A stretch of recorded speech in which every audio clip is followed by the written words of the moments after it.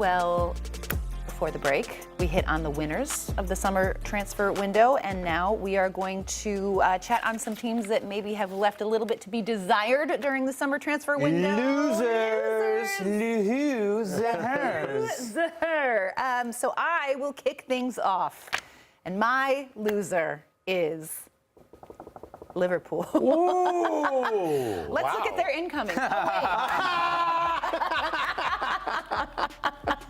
Oh, shouts to the graphic team. Nobody. We got nobody, which is kind of puzzling because I still think that there is a massive area of need for Liverpool in that midfield, specifically at the number 6 position. Zubimendi's Maybe, possibly. Reportedly. Exactly. So this is my thing. If this does happen, that Martin Zubimendi, they're able to sign him from Real Sociedad, and word is that they are now willing to pay that, I think it was a 15 million euro release clause or something ridiculous like that. If Liverpool are actually serious players in this and willing to pay it, they will soon go from losers to winners in my book. But for me, that's the glaring area. And I guess I'm just surprised that there hasn't been any other moves made. No, but I think from a fan's perspective, from you watching the club and what you see, the fact that you feel they're missing a number 6 and then you can see them being linked to number 6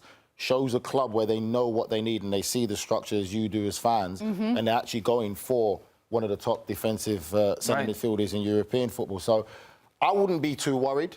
And even though I've caught some of Liverpool's pre-season games, they look good.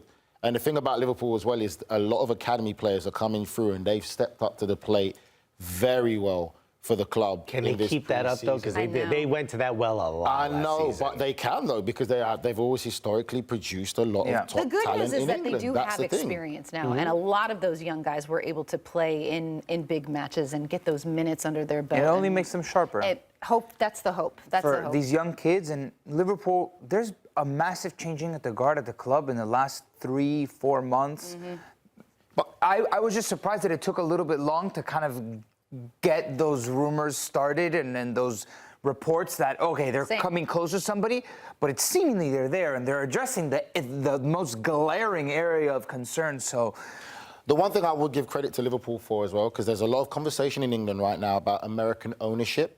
Yes, we know Liverpool owned by Americans. How amazing they are. I give credit. How awesome, how we rule. There's so much more cheese. Go ahead, you were saying? I give credit to the American owners of Liverpool and how they've gone about their business. They've been very smart.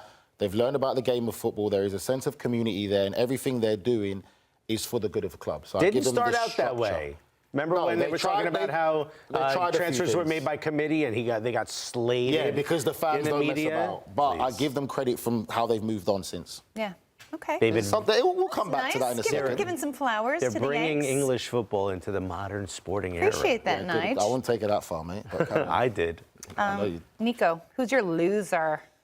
Spurs at the moment, they do have one glaring area of concern. And that's the striker position. Obviously, we heard on the headlines yesterday, there were a lot of rumors regarding Dominic Solanke and reports. And sure, Dominic Solanke could do well at Tottenham. Is he your guy to fulfill that quota that very obviously Harry Kane fulfilled for so many years, where you kind of had to adjust with Son playing at the striker in his absence? Look, I don't know. They have this kid, Archie Gray, that came in from Leeds. You know, you don't have Højbjerg.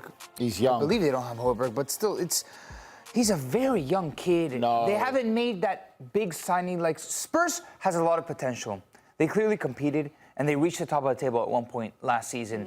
And the idea behind what Ange wants to do, what do you mean? They reached the top of the table at one point last season. Yeah.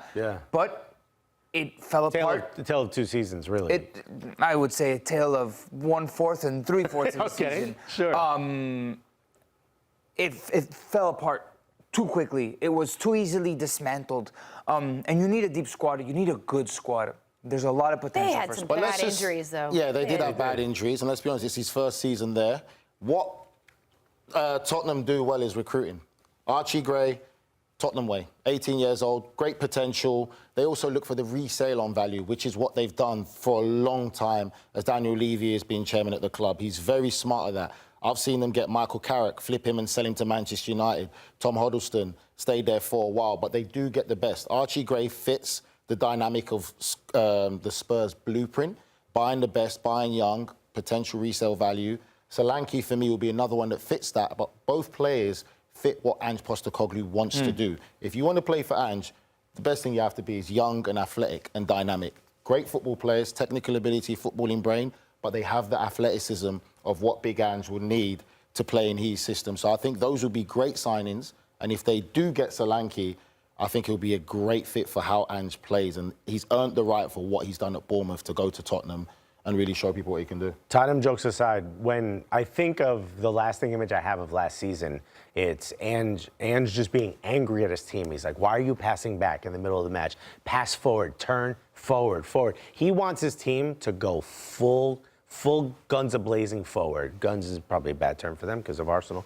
But full steam ahead, if you will. And when I think of the players they're signing, I don't know if they're that players. I'm not saying they're not. I'm interested to see if maybe just bringing in new players and not having players being like, oh, I don't know if I trust it. You're coming into Ange's team. Now you have to play Ange ball. I'm excited to see what those new players can do. But the way he wants to play, 1 or 2 injuries, and suddenly you're really exposed at the back. And you don't have players that can turn on a dime. The striker one's the biggest one, Yeah. I would say. If they get Solanke, that's a great signing. You need goals. Yeah. This sport in the Premier League, it's reliant on someone that can get you over that line, that can, in that 1 or 2 chances that you have to turn a game on its head, to build momentum again. You need that guy to score goals, and they were without Harry Kane last season, and Son can only carry a certain load of that. He needs to work off of somebody, and the wingers as well need to be dialed in. Yeah, Everyone needs to be dialed in. You need somebody. Timo Werner is not the guy that's going to get you goals. Kulusevski needs to have a big season again because he was poor last year. All right, Nige, who's your loser? Well, we talked about great American ownership, and then let's talk about bad American ownership. My loser is Chelsea. He's not the only owner. A club, here we go. A club in shambolic state of mind. I love it when you say shambolic. It's absolutely shambolic at Chelsea, and it hasn't been great. I personally cannot say I have any idea or direction of what Chelsea are doing. I think they made a mistake in letting Pochettino leave last season. He started to get things together, but I'm sure there was disagreements there. You talk about the players coming in right now. Again, I see a lack of direction. And if you look at Chelsea's squad, it is absolutely shambolic. I believe they've got like 7 goalkeepers on the books. They've got such a big squad. The chemistry that I've seen in this pre-season tour hasn't been great. It's nothing to shout about. They've looked bad. I just don't see what they're trying to do. And the worst thing about it is Conor Gallagher, everyone's talking about that, maybe leaving, going to Atletico Madrid. He played the whole of last season, and without doubt, he was their best and most important player. A kid that came through the academy. I would say Cole Palmer was Okay, Cole Palmer, take Cole Palmer aside, but Conor Gallagher was the heartbeat of Chelsea. You all as football fans know there's nothing better than having kids come through the academy who represent the club, know what the club is about. That's what makes fans keeping really him out excited. of training. They didn't even want him. So now they've put him to the side and treat him like that. One of your academy products. To end the argument, most of the players that Chelsea have bought in haven't been better than most of the academy players that they've sold and moved on. Conor Gallagher leaving, Maatsen leaving, going to Aston Villa, one of your rivals. For me, Chelsea is a club right now just all over the place. This is the Conor Gallagher move reminds me a little bit of the Emil Smith-Rowe move in the sense that because of these PSR rules, if you're you can say that, but Gallagher played throughout the season. Sure, forget that. Forget that. If you are a homegrown player, unfortunately, that means you will most likely be moved on at some point because that gives you the most financial wiggle room when you sell a homegrown player. Conor Gallagher is another example, maybe even a victim of that because he is a great player, and I think he's going to do well. But there's other clubs that can balance that well that still keep their homegrown players. Chelsea and balanced books they don't even belong in the same sentence. If you stop spending money, you stop putting yourself in the thing. You're just throwing money at everything. You're talking about the transfer window. That money that was being spent, thrown around, happened before. I actually think it's a smart move to bring in a Maresca. I get why you have... Maresca? Yeah. You think he's an upgrade to Pochettino? Well, Pochettino's not there. I think Maresca's a great pick. He's an upgrade? I would say, yeah, actually. There's no way you can say Maresca's an upgrade to Pochettino right now. I'm willing to bet $50 that they have a better season than they had last year. Put your money out. Let's have it. You want to see 50 Of course. You think I don't have it? Party. Come on, yo. I pickpocketed you earlier today. Here. I don't mind that. There's $100. Dang, You think I push you around? Comedians get paid in cash. We'll agree to Hold on, disagree. let me finish. I don't think Pochettino. Kieran Drewsbury Hall was one of his best players at Leicester City. Brings him. Who's already been scouted at Chelsea. From Sure, a while ago. and think about that. Now you're bringing your best player who was already being scouted and is essential to Dewsbury your Hall going to system. move the needle? No, in fact, I don't even think he's going to be that great of a player, but he understands the system. He will help other players get in line and understand how to play the way Maresca wants to play. Well, they don't need one player to Maresca- get everybody on board. It's up to Maresca to Why get everybody wouldn't you on bring board. your best? You wouldn't sure, bring the because guy he's who your best understood you player. best. Yeah, but if you want to impose your how much did they idea- spend for him? Drewsbury Hall's already been on the radar for Chelsea for Who years to come. cares? So But he he's brought gone him in there. and he But- played under him. Okay, I'm just it's a saying, smart move. From what I've seen so far of Chelsea, To move. I'll be worried as fans and whatever, because when you look at them even in pre-season, They should he's trying be to worried. He's trying to But these implement their moves aren't the system. reason to worry. There's a billion other reasons. That's 9 out of 10 reasons to worry if you're a Chelsea fan. What's the rest? Well, I'm not going to go through all 9 now because, one, that's a bit of a We ain't got cliche. time Listen, all I'm for saying that. is, right now, there's a lack of direction, and I'll be worried for Chelsea because they haven't looked great in pre-season. Oh, so you didn't pull your $50 out. Why am I putting my money out? Wow, this is a shook long-term hands. bet. I like it. I'm gonna hold up. I'm gonna look up the last day of the season. I'm gonna put in a notification on my calendar. Also, Maresca said that they have to figure out why they let in so many goals last season, and everyone's talking Because about they're trying to play out the back they were without having having the players to I play out actually the back. don't think that's the issue, and I think Maresca is going to do a wonderful job. You don't think that's the issue? Have you seen them try and play out the back recently in this pre-season through the new Again, system? that's Preseason. one of the problems Okay. they've had. Moving on. Sorry, May Yes. 25th. May 25th, the bet will be settled. Everyone remember, Chelsea have a He's better, putting a reminder in his phone. at as least we one speak. more point. Alexis. Yes. Who's your loser? My loser, Newcastle United. I said United was a winner, now United is a loser. Newcastle United. Notable ins, okay, Lacodimos, great. Lloyd Kelly, Lewis Hall, John Ruddy, sure. When I think of where Newcastle are right now, the Saudi, private investment fund taking over, everyone, the memes were, okay, they're going to get Mbappe, they're going to get Ronaldo, they're going to get this. And I'm not saying you go and do that. I actually think they've had a relatively calm and consistent approach. But that approach seems to have collapsed. There seems to be a lack of smart investment happening. In particular, they're making PSR moves like Vlahodimos, Elliot Anderson. They also sold Minte, who was a 20-year-old right winger who looked spectacular. You know who they sold him to? Brighton for $36 million. Now, let me ask you a question.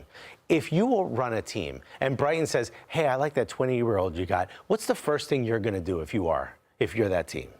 You're going to be like, oh, if Brighton likes him, maybe we should keep this dude. Because this is what Brighton does. They go out and they find incredible 19, 20, 21-year-olds, and they sell them for even more money. $36 million is a lot of money for Brighton to pay for someone. That gives me a vote of confidence. You're selling important young players, and you're holding on to players that you're overpaying.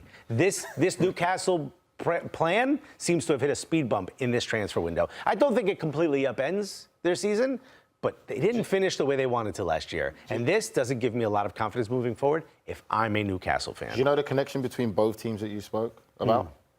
A guy named Dan Ashworth, who was at Newcastle. Which is now another at thing I didn't Manchester mention. United, They spent who is 5 months a lot without- of the brains behind him. 5 months without a sporting director.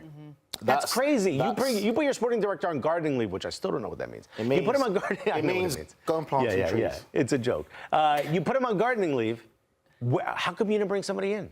How come you don't have somebody already in place? There's a legal process to go on if he was going to go or stay at the club, so you can't just bring someone else in. No. You can put someone to replace someone that's on gardening leave. They seemingly are a ship without a sail at the moment. At least that's what it looks like. So for me, that's your loser. Before we go to break, what's the criteria of did they have a better season than last year? Points or position on the table? Points. You can go whatever he wants. Okay, points. 63 points is the goal. This is going to be very interesting. I'm going to email you guys. It's not We bad. still have like a week and a half till the season. I know, it's crazy. We can have all these conversations what and else it's we could- beautiful. Yeah. Oh my goodness. We'll do transfer kind of losers Kind of tomorrow. losers. Loser-ish. Yeah.